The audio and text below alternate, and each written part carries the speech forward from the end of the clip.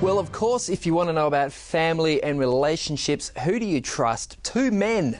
How are you, Trafford? I'm very well. Fancy two men talking about relationships and family. But why not? We know all about it. What do you got for us today? I'm intrigued by the whole introvert-extrovert thing. Okay. Now, hey, I'm a bit of an extrovert. Which is?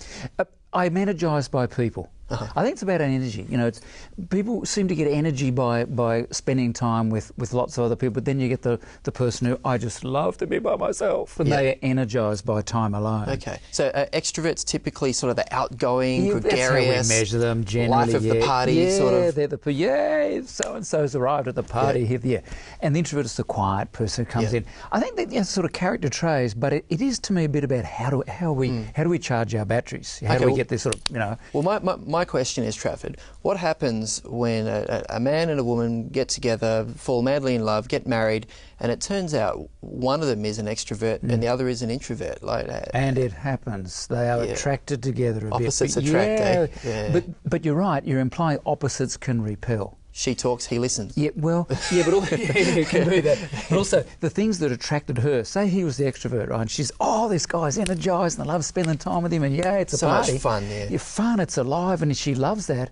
But when it goes on, and she just, that is too much for her. The key is finding mutual times for both.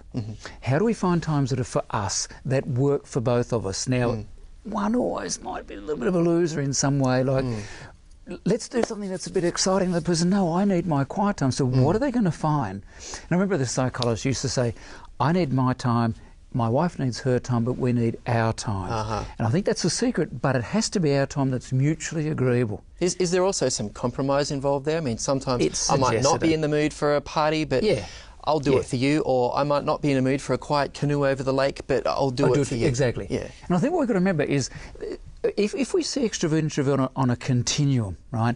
So if I'm extrovert, that suggests I can't be an introvert. Or if I'm introvert, I can't be an extrovert. But I think if we shift that model and say all of us have times when we enjoy social interaction, and we need social interaction, absolutely. But we also need quiet times. But one tends to be a little bit more oriented than the other. And I think you're right. If we can find times where we can say, hey, I had a great time at the party last night, you're going to do some quiet time today, what can we do together? It can work. It just takes that dialogue. Don't criticise each other, don't change each other, but find ways of accepting and working together. You can do it. Words of wisdom. Thanks, Trafford. We didn't do too bad for two. We did all right for two men. Thank you, Ken. All right, we'll be back straight after the break.